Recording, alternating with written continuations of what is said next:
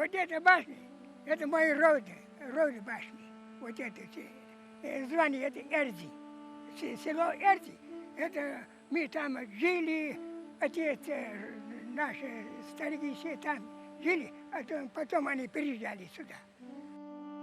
Основание селения Эрзи связано с легендарным кистом, который в свое время в период крестовых походов бежал из Сирии и обосновался здесь, в Горной Ингушетии, вот в эпоху этих крестовых походов. Конечно же, хронологически это событие соотносится с периодом, начиная вот с XI века вплоть до XV. Именно вот в этих пределах необходимо искать истоки от появления в Горной Ингушетии легендарного киста. В горном селении Эрзи, что значит «орел», в Ингушетии, на протяжении многих веков хранился уникальный памятник искусства – орел Сулеймана. Фигура, изготовленная из бронзы, инкрустированная серебром и медью, четко передает пластику орла и его грозный, грациозный вид. Высота статуэтки 38 сантиметров. Внутри полая, пустотелая. Вес 2,5 килограмма. На шее орла выгравирована надпись на арабском языке, в переводе на русский гласящая: «Во имя Аллаха, Всемилостивого, Всемилосердного». С противоположной стороны выбито имя мастера-изготовителя – Сулейман, и дата изготовления – 189 год хиджры, что соответствует 796-797 году по григорианскому календарю. На груди фигуры в верхней ее части выгравирован большой медальон. Орел Сулеймана является самым древнейшим, точно датированным образцом раннемусульманских арабских бронз. Ни в России, ни в мире не существует более раннего арабского документа, чем орел Сулеймана. Наверное, единственное, что достоверно известно нам, этот орел был найден в Горной Ингушетии, а по существующей легенде он вместе с кистом в период первых крестовых походов переселился этот кист в Горную Ингушетию. Сначала приехал в Абхазию, оттуда в Грузию, и потом переселился в Ингушетию. И многие считают, существуют и легенды, и различные предания, в которых говорится, что жители горного селения Эрзи это были те ингуши, которые первые приняли ислам, и поэтому именно этот кист обосновался в горном селении и, соответственно, привез с собой этого орла, и он у них из поколения в поколение передавался старшему в роду. И таким образом мы знаем, что вот имеющиеся предания говорят, что более 600 лет он находился в Ингушетии, и вот его очень бережно хранили. А в 1931 году Ингушский государственный музей краеведения приобрел этот экспонат. В 1931 году орел был выкуплен у жителей селения Эрзи Ингушским краеведческим музеем и на протяжении многих лет экспонировался в стенах музея в городе Владикавказе. После объединения Ингушской и Чеченской автономных областей в 1934 году произошла передача экспонатов Ингушского краеведческого музея в Чечено-Ингушский музей краеведения. Однако осенью 1939 года этот великолепный памятник арабского культурного мира был передан в Государственный Эрмитаж, в отдел Востока. К 240-летию вступления Ингушетии в состав России инициативная группа во главе с художником Даудом Оздоевым обратилась к президенту Ингушетии Юнусбеку Евкурову с просьбой изготовить точную копию орла Сулеймана. В республике была создана комиссия с привлечением специалистов для его всестороннего изучения. С этого момента началась новая страница в истории уникального экспоната. Было сделано очень многое. Михаил Борисович, нам бы хотелось из ваших уст именно услышать, каково значение вот этого экспоната не только для Эрмитажа, но вот для мировой культуры. Как вы оцениваете? Это действительно важнейший экспонат мусульманского искусства. И он отражает то, что такое есть мусульманское искусство. Мусульманское искусство, искусство исламских народов, это важнейшая часть мировой культуры, которая отличает две вещи: характерные особенности тех мест, где они производятся, и универсальность. Вот это те вещи, которые можно понять только зная диалектику. Это абсолютно универсальный мусульманский мир говорил средневековый, мы речь идем о средних веках, на едином художественном языке, у которого были свои, скажем так, варианты, диалекты всякие. Вот это очень важно. И исторически вещи жили в самых разных условиях, меняли свои условия, приобретали новые функции. Вот это и есть вся бурная история мусульманского мира. И «Орел» тому свидетельствует. Это действительно шедевр, потому что таких орлов есть несколько. Все они более, я бы сказал, такие декадентские, там больше всяких украшательств по сравнению с этим орлом. Действительно, в нем есть та сила, которая в других не ощущается. Я думаю, что эта сила, выражение этой силы повлияло на то, что он стал уже на Кавказе, в Ингушетии символом одного из родов, символом силы, могущества и так далее. Мы с вами имеем перед собой великолепнейший, интереснейший образец искусства. Это предмет исторический. Это документ нескольких эпох. Это документ эпохи раннего Средневековья, это документ эпохи XVIII века, рассвета традиционной этнографии, это документ сегодняшнего времени. Он начинает новую жизнь. Мы все больше и больше убеждаемся, что каждая музейная вещь – это книга с очень большим числом страниц. В ней содержится самая разнообразная информация. Вот в этом предмете информации очень много. Пока ее может быть даже слишком много для того, чтобы мы могли на данном этапе выстроить какую-то логическую версию ее происхождения. Это сложная вещь. Это вещь, которая пережила несколько периодов собственной жизни. Затем она стала предметом, принадлежащим аулу-вези, принадлежащим всему ингушскому народу. Сейчас это явно символ Ингушетии. С этим мы и должны к ней подойти. Печати Сулеймана такой же восьмилистник, как и на груди у орла. Вот. И поэтому некоторые говорят, что это знак качества, что это уникальная вещь, и такие знаки ставились только на определенных вещах.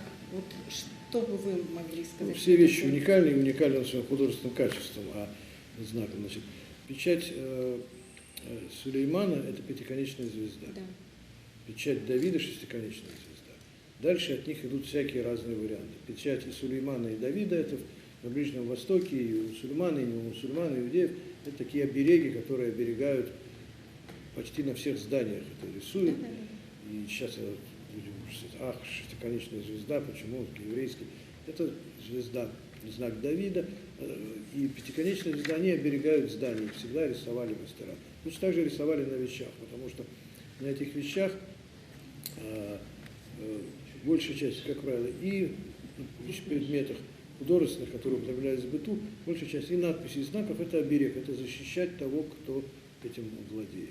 А здесь у нас розетка, она уже из всего, все вместе, ее трудно считать какой-нибудь конкретной печатью и знаком, но, безусловно, она тоже восходит к этой вот системе разных солнечных таких символов, которые защищают владельца, эту вещь и вообще все, что с этим связано, и мастер, и остальных других.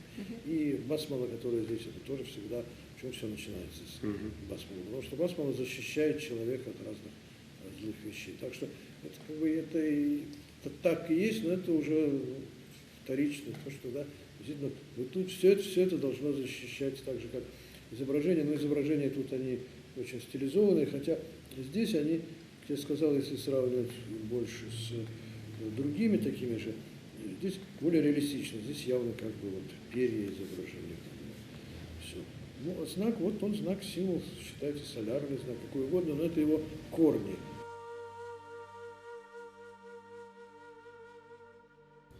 Но чем же на самом деле являлась бронзовая фигура орла?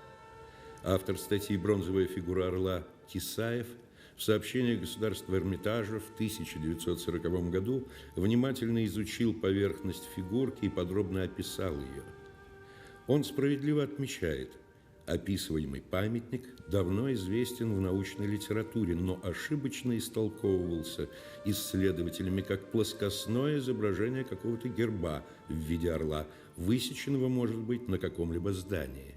Сам же Кисаев определяет эту фигурку как курильницу. Однако при сравнении с курильницами, выставленными в Эрмитаже, можно обнаружить ряд признаков, критично отличающих орла Сулеймана от курильниц. Во-первых, это отсутствие обязательной составной части фигурки для удаления предметов горения. Во-вторых, это отсутствие достаточных вентиляционных отверстий для доступа кислорода и выхода дыма. Есть и другая версия, что это водолей, но и эта версия ошибочна, так как большое отверстие внизу фигурки, а также большое количество мелких отверстий на головке не позволяют наполнить ее жидкостью, удержать ее и равномерно вылить из фигурки. Здесь много лет размещался кабинет заведующего отделом Востока. Здесь работал Владимир Ильич Луконин, здесь работал Анатолий Алексеевич Иванов и работает сейчас крупнейший наш специалист, мировой специалист по исламскому искусству. И у нас есть целый ряд сюжетов, которые мы время от времени обсуждаем снова и снова и снова. И одним из этих сюжетов является вот этот орел. Это действительно один из шедевров мусульманского искусства. И самый первый точно датированный. Точно датированный. Вот здесь вот тут по краю идет арабская надпись, которая содержит благословение хозяину, и дальше идет имя хозяина Сулейман. Да. Дата у нас 180 год хиджра, то есть 796-97 год нашей эры. Да, изготовлен он, Алексеевич, все-таки получается, что Ирак, Сирия. Вот где-то, ну, в общем, центральные районы халифата. Ну, центральные районы халифата. Не Иран, вот, хотя я иронист, но не Иран. Вот не Иран. Вот, видите, то есть это совсем Ближний Восток. Да. Я бы сказал, я арабист, поэтому мне приятно слышать, это все-таки ближе, это Арабский Восток, скорее всего. Дальше попадает на Северный Кавказ. Обнаруживают его уже в наше время. В 19 веке. В 19 веке. Да, наши 3 века уже, да, уже не наше время. да, Мне кажется, хочется говорить наше время, 19 век. Нынешней Ингушетии. Используется он в качестве тотема одного из кланов. Да. Как он стоял? Отверстие вон тут есть. Значит, скорее всего, да, Скорее всего, был штандартом да, таким. Мог служить. Замечательный символ и штандарт.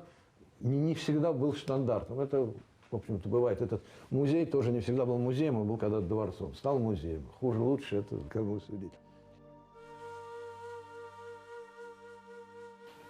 Мы сегодня за 75 лет, 74 года точно, 39-го года, впервые в Ингуши сидят рядом с оригиналом.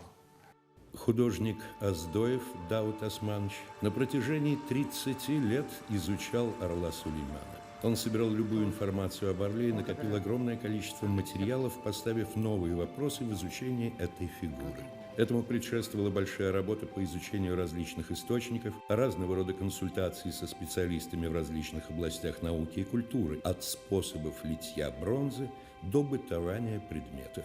Объединив все имеющиеся сведения, он пришел к выводу, что эта фигура является штандартом. Здесь припаивал кто-то специальную, вот эта специальная штучка, флаг, чтоб куда-то шар. Мало того, что он отсюда крепился, он еще и отсюда. И ножками крепился. Эти ножки были... Двигались много раз, конечно. Но сделано просто было великолепно. Отлито было великим мастером эта работа. На орле имеются множественные следы от колющего и рубящего оружия. Так не обращаются ни с курильницей, ни с водолеем. И, по всей видимости, этот орел в качестве детали военного штандарта участвовал во многих битвах и сражениях. К тому же на голове орла имеются 2 дужки, сквозь которые проводились спицы, на них висели кисти. И еще одно отверстие с очень сложной резьбой для крепления древка штандарта. В нижней части находится крупное отверстие диаметром 2,5-3 см, предназначенное, по всей вероятности, для крепления фигуры на древке штандарта.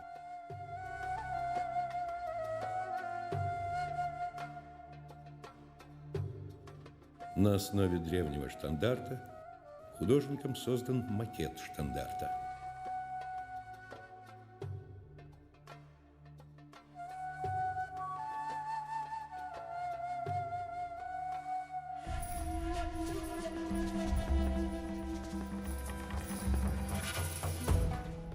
Что такое штандарт? В современных словарях это немецкое слово трактуется как знамя. Но если углубиться в историю, штандарты поведут нас в армию Древнего Рима. Изначально штандарт – общее название для отличительных знаков римских легионов или их подразделений, служивших тактическими направляющими знаками, знаками места сбора и выполнявших функции боевого знамени, а также имевших сакральное значение. Орел по-латински «аквила» – главное знамя и самая почитаемая святыня легиона. Потеря аквилы считалась ужасным бесчестием. Легион, утративший аквилу, расформировывался. Легионный орел в сражении особо охранялся первой когортой под руководством центуриона Примипила. Непосредственно держал знаменосец легиона Аквилифер, несущий орла, второй человек в когорте. В римских войсках имелось 6 видов штандартов, но главным был орел. Впоследствии штандарты перенимались армиями других народов, но объединяющее сакральное значение сохранялось. Я думаю, что вполне вероятно, скорее всего, он действительно был штандартом, и для этого нужно насадить было на древко, сделать дырку, поставить древко. Так что я думаю, что это вполне вероятно, потому что дырки для... Если он сосуд, то дырки быть не должно. Для водолея, конечно. Так, вот водолей тут есть прикреплялось крылышки, тут все, в общем, примерно объясняемо. А это для... Но изначально он, конечно, водолей. Изначально он в качестве штандарта не делался. Он потом стал штандартом. То, что это штандарт, это очевидно, потому что вверху вот эти дужки, то, что я вот показывал. Значит, внизу отверстие для вот самого древка штандарта. Вверху, значит, скобы для того, чтобы вставлялся, значит, вот эти вот спицы, на которых висели бы кисти. Ножки передние спаяны, а задние разведены, чтобы свободно проходила древко. Был контакт ингушей с арабами. И он не был конфликтным, я хочу сказать. Если же бы это был трофей, то его бы, наверное, долго не держали. Выкинули бы, значит, вот. Это была реликвия такая, то есть, не которые молились, а которые почитали, как штандарт, древний штандарт. В мае 2013 года идея создания национального штандарта была предложена главе Республики Ингушетия Юнусбеку Евкурову. Штандарт Сулеймана мог хранить только мусульманин, которому он был дорог. А другие, значит, что там другое хранили. Но тут вот как раз Эрзи и назван орлом, что он там хранился. Эрмитаж сегодня передал Ингушетии копию одного из символов республики Орла Сулеймана. Событие приурочено к 243-й годовщине вхождения ингушского народа в состав Российской империи. Главе республики Юнусбеку Евкурову орла вручил лично директор Эрмитажа Михаил Петровский. Арабская вязь на птице гласит, что отлита...